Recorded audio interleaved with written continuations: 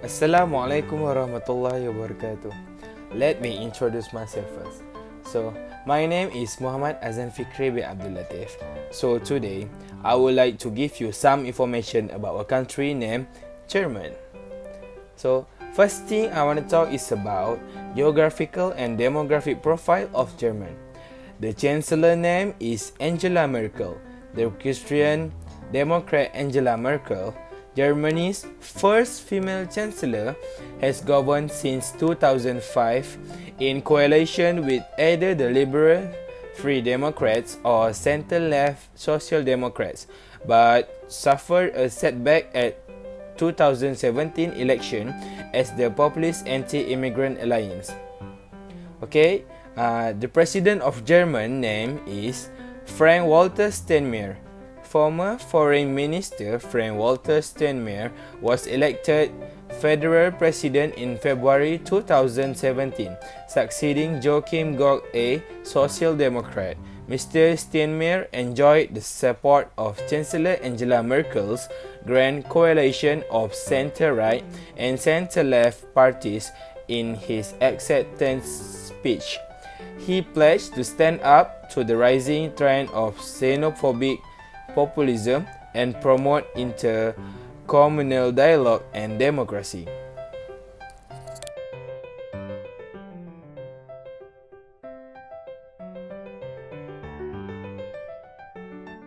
Next, have you known how is the geographical and demographic of Germany? Germany's central and southern region have forested hills and mountains cut through the Danube, Main, and Rhine river valleys. Germany's central and southern regions have forested hills and mountains cut through the Danube, Main river, and river valleys. In the north, the landscape flattens out to a wide plain that stretches to the North Sea. Between these extremes, Germany is a country of incredible variety. Other than that, Germany's largest wooded area and its most famous is in the southwest west near the Swiss border. This is the Black Forest, a mountainous region full of pine and fir trees. This forest contains source of the Danube, one of Europe's longest rivers. Do you know that the largest minority are Turkish, who started coming in the 1950s to work? About 2/3 of Germans are Christians. Germany also has been called the land of poets and thinkers. Germans are famous in all forms of art, but particularly classical music. Okay, sorry. Germany's famous composers include Bach, Brahms, Schumann, Wagner, and Beethoven.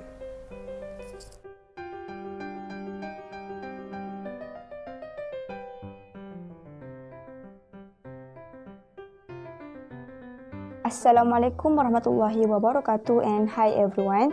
My name is Fatih Nurina Suha binti Muhammad Nazri, and I will explain about inflation in Germany. But first, let me explain to you the definition of inflation. Inflation is a general increase in prices of goods and services in a country. It also known as a sustained increase in the cost of living to a fall in a purchasing power of money. So next, we will go through the graph of inflation in Germany from 1960 to 1998.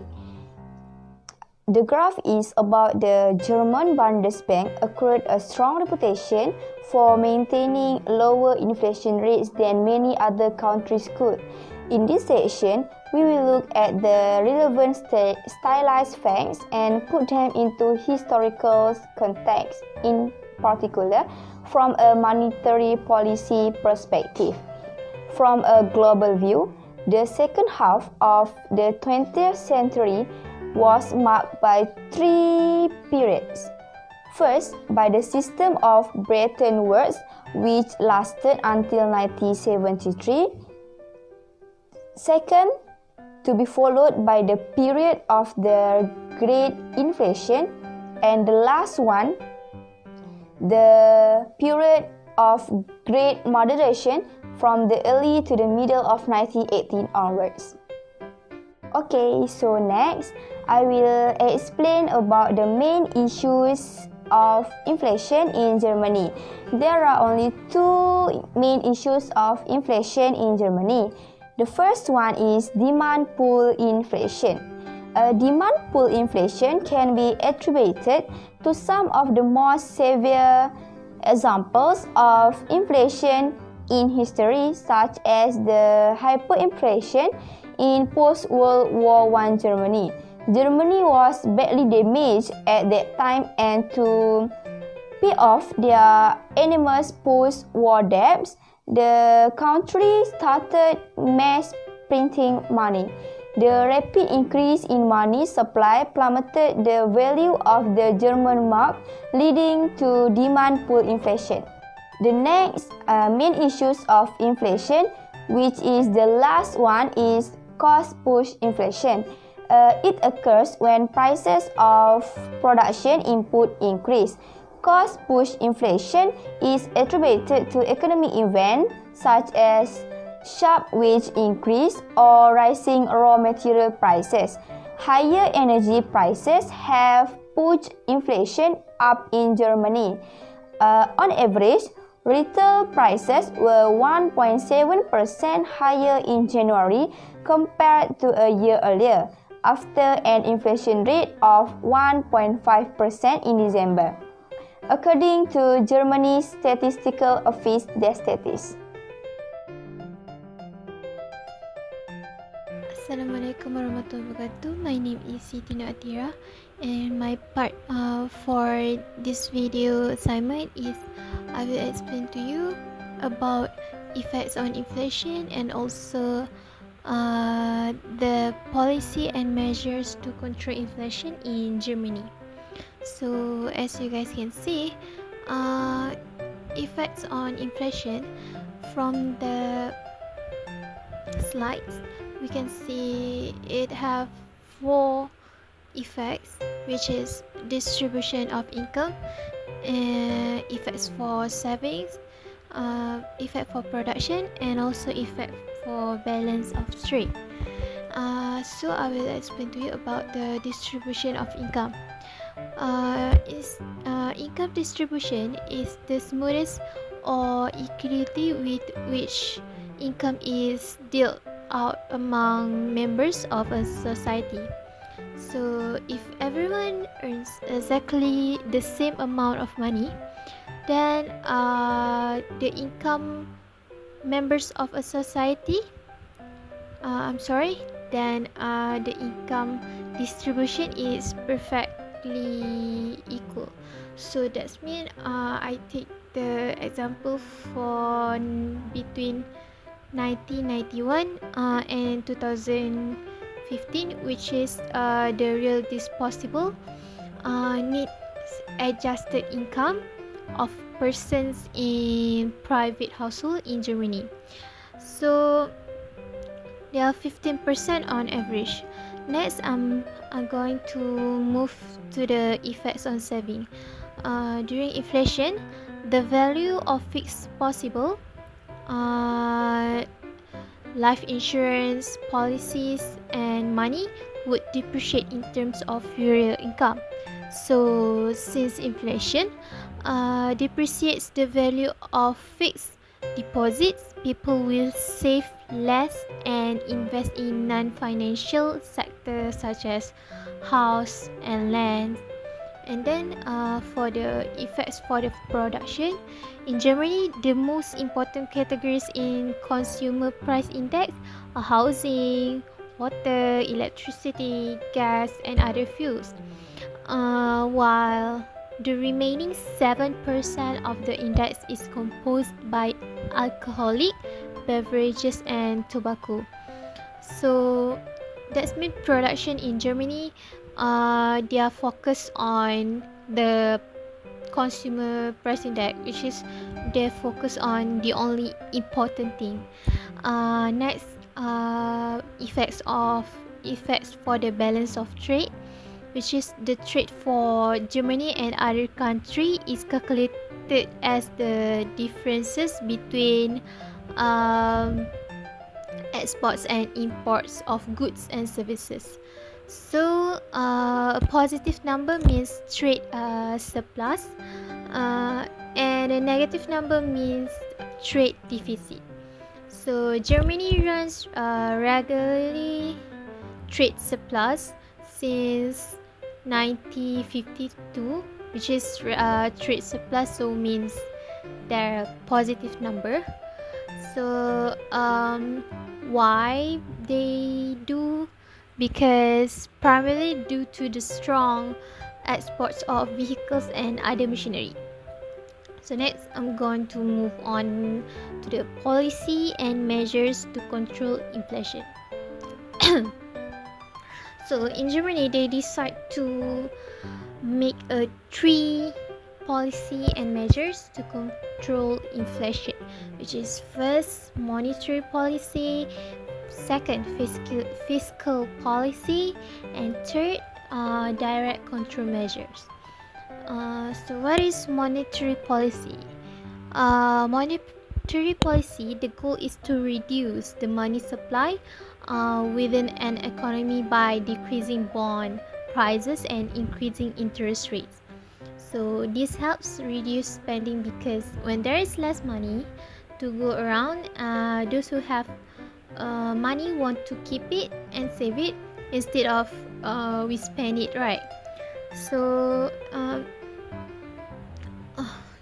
this is contractionary can be done by increased interest rates, increased reserve requirements, selling securities, bank or discount rate, and also through direct policies. So about the fiscal policy, which is fiscal policy is a decrease in government spending and increase in the government's total tax revenue will produce a surplus budget. So this is an important fiscal measure which reduce the inflationary pressure on an economy. This policy can be done by increases in taxes and decreases in government expenditure. So third, I'm going to explain about direct control measures. This control can includes the price control and rationing, whereas the government will control the prices of goods by fixing a floor and ceiling price. So there is an anti-hoarding campaign and also compulsory savings. So that's all for me. Thank you.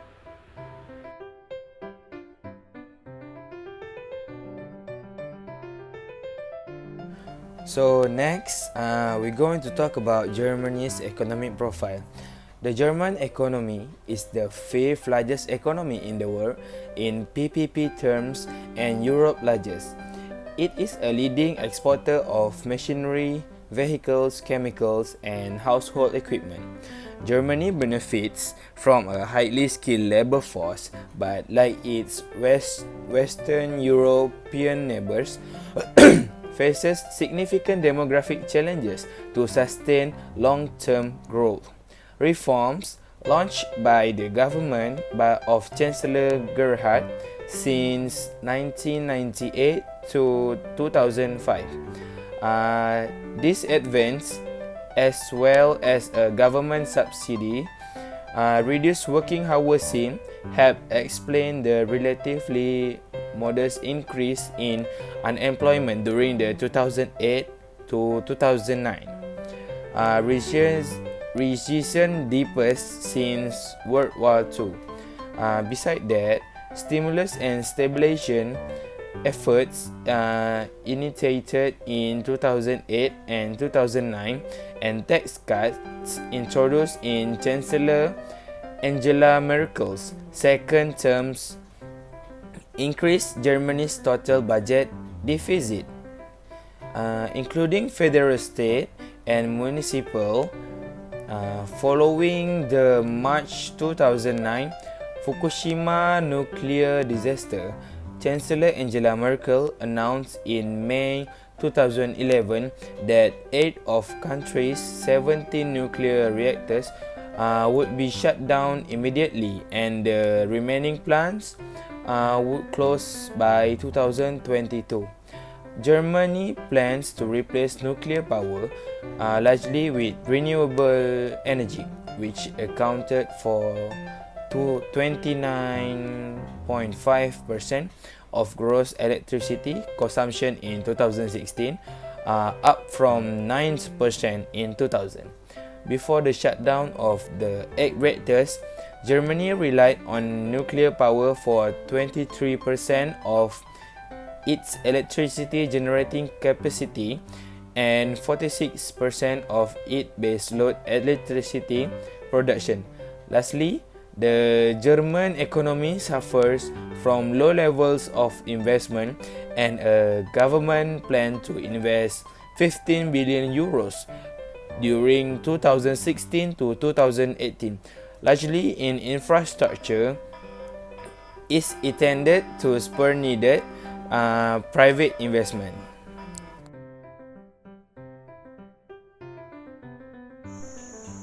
Assalamualaikum. My name is Kurtunisa Irudina binti Ahmad Asmanisha.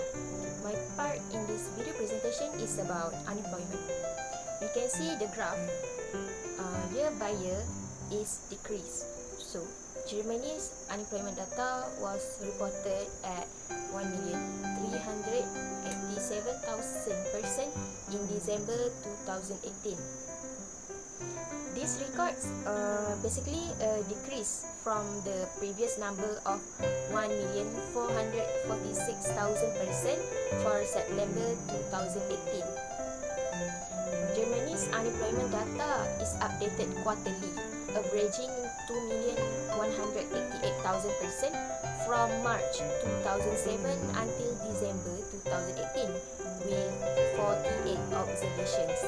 The data reached an all-time high of 3,770,000 in March 2007 and a record very low of 1,387,000 in December 2018. Germany's unemployment data remains active status in CEIC and is reported by Federal Statistics Office, Germany. So, the next is main issue of unemployment. Unemployment has reached upwards over the last 3 decades in Germany. At the beginning of the 1970s, Germany enjoyed a situation of full employment with negligible officially recorded unemployment rates. This was in marked contrast to the US, which already back then had a natural rate of unemployment or non-accelerating inflation rate of unemployment, as known as NAIRU or NAIRU, in the order of 5%.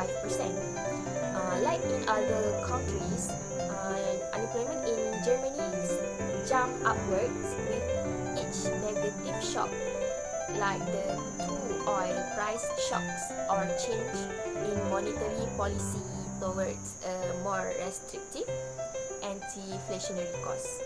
Unlike in a number of other countries, Germany has over the last 30 years been almost completely unable to reduce its unemployment rate back to pre-shock levels when economic conditions improve again. The total official number of unemployed is currently slightly above the 4 million mark, with a bit less than 2 million people participating in active labor market programs. Around 6 million jobs are therefore missing. According to the latest OECD figures, the standardized unemployment rate in Germany in 2002 is 8.3%. Structural unemployment in Germany display a strongly rising trend over the last 30 years, which connect growth of unemployment in booms. Thus, unemployment displayed a high degree of asymmetric persistence, if not even hysteresis in Germany. It is furthermore striking to note that Germany's unemployment rate almost continuously increased over the year 1990 and into the 21 country, whereas other countries such as the US, UK, or the Netherlands were much more successful over this time period in producing employment growth and in reducing their unemployment rate, which is often associated with their more favorable institutional environment compared to Germany, not only for producing low-wage jobs, but also for moving towards that called new economy.